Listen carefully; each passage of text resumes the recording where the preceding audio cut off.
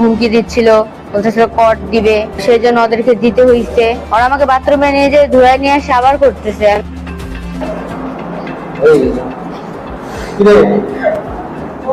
সবচেয়ে কাছের বন্ধু, সবচেয়ে বেশি বিশ্বাস, কিন্তু সেই বন্ধুই যদি হয়ে ওঠে ভয়ঙ্কর এক ফাঁদের সূত্রধর, তাহলে কেমন হতে পারে সেই অভিজ্ঞতা। ঠাকুরগাঁয়ে ঘটে গেছে ঠিক এমনই এক হৃদয় বিতারক ঘটনা।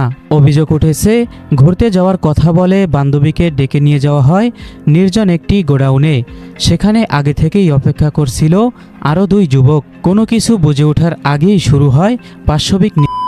একবার দুবার নয়, 3 বন্ধু মিলে টানা 3 ঘন্টা ধরে ওই তরুণীকে করে পাশবিক নির্যাতন। এক পর্যায়ে সরে যেতে চাইলেও ওই কিশোরীকে গোসল করিয়ে আবারও নাকি করা হয় নির্যাতন। মানে আমাকে হয়েছে, ওরা 3 জন মিলে আমাকে মানে জোর জবরদস্তি করে করছে। আমি নিষেধ করছিলাম অনেকবার করে, তাও ওরা আমাকে মানে ভয় দেখাচ্ছিল, অনেক হুমকি দিচ্ছিল, বলতেছিল কট দিবে। তামিম হচ্ছে আমার ফ্রেন্ড হয়, তামিমের সাথে গেছিলাম। ও আমাকে এমনি ঘোরার নাম করে নিয়ে গেছে, যে বলছিল যে ঘুরতে যাব চল, তো আমিও গেছি।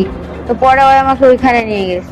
আবার ফের মানে আমি যে অসুস্থ হয়ে পড়ছি ওরা ওটা দেখেই না, ওরা আমাকে জোর করে মানে করতেছে। আমি যে কতবার করে নিষেধ করলাম, ওরা আমাকে বাথরুমে নিয়ে যে ধুয়ে নিয়ে আসে আবার করতেছে। আমি মানে এটা হচ্ছে আমার উপরে মনে করেন যে 12টা থেকে 3টা পর্যন্ত চলছেই।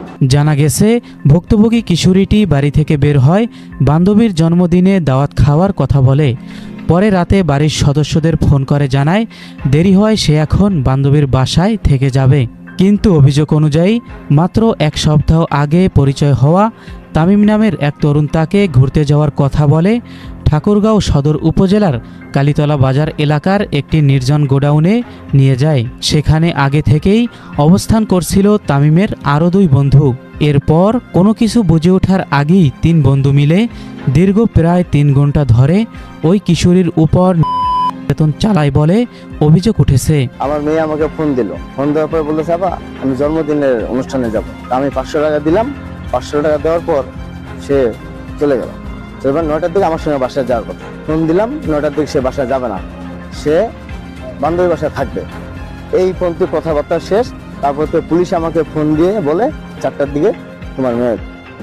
এদিকে গভীর রাতে কালীতলা বাজার এলাকায় টহল দিচ্ছিল পুলিশের একটি বিশেষ দল।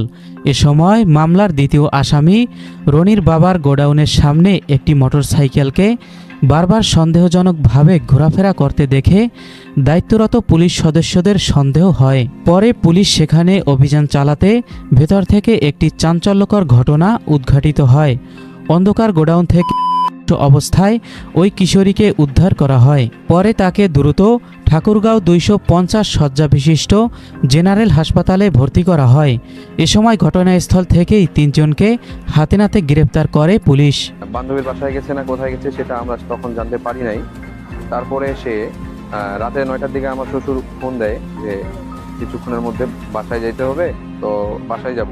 তার সাথে কন্ট্রাক্ট হয়েছিল মোবাইলে যোগাযোগ, টিকটকের মাধ্যমে যোগাযোগ, 7 দিনের পরিচয়, এই ফ্রেন্ড হিসাবে ঘুরতে গেছিল। তো এইভাবে নিয়ে যায় সে এবং তার 2 জন বন্ধু সহ তাকে। এ ঘটনায় পুলিশ জানিয়েছে আটককৃত 3 জন যুবকের বিরুদ্ধে আইনানুগ কঠোর ব্যবস্থা গ্রহণের প্রক্রিয়া চলছে। গত রাত দিবাগত রাত 13/6/2026 রাত্রিকালীন মোবাইল ডিউটিতে নিয়োজিত এসআই শাকিল খান সংঘীয় ফোর্স টহল ডিউটি করাকালীন সময় রাত 3টার দিকে 14/6/2026 রাত 3টার দিকে দেখেন যে কালীতলা বাজারের সংলগ্ন মিন্টু মিয়া, আমাদের দ্বিতীয় আসামি রনি মিয়ার বাবা মিন্টু মিয়া গোডাউন ঘরে একটা মোটরসাইকেল দ্রুত বের হয়ে এসে আবার দ্রুত প্রবেশ করে। তখন তার সন্দেহ হলো, তাদেরকে আটক করে ভেতরে প্রবেশ করে। দেখেন যে আরো 2 জন সেখানে আছে এবং পাশে একটা ছোট্ট একটা কক্ষ রয়েছে, সেখানে একটা মেয়ে রয়েছে। তৎক্ষণাৎই তাদের সঙ্গে কথাবার্তা বলার পর মেয়ে জানায় যে তাকে তামিম নাম যে ছেলেটা, তার সঙ্গে তার সম্পর্ক, তাকে এখানে ঘোরার কথা বলে নিয়ে আসার পরে নিয়ে আসার পরে প্রথমে সে তাকে বাকি যে 2 জন রয়েছে তারাও তাকে আমাকে জানালো। আমি তৎক্ষণাৎ আরো একটি মোবাইল টিম সেখানে পাঠাই সাব ইন্সপেক্টর নেতৃত্বে।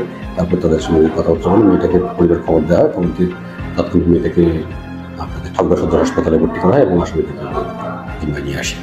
মামলা এই বিষয়ে মামলা প্রক্রিয়াধীন, মামলা চলমান রয়েছে। পাশাপাশি আইনগত যে কার্যক্রম রয়েছে সেগুলো চলমান রয়েছে। এই ঘটনায় 3 জন জড়িত, 3 জনকে আমরা অ্যারেস্ট করতে সক্ষম হই। এ ধরনের নৃশংস ঘটনা সমাজের জন্য একটি কঠোর সতর্কবার্তা। অপরাধীদের দৃষ্টান্তমূলক শাস্তি নিশ্চিত করা না গেলে ভবিষ্যতে এমন ঘটনার পুনরাবৃত্তি রোধ করা কঠিন হবে।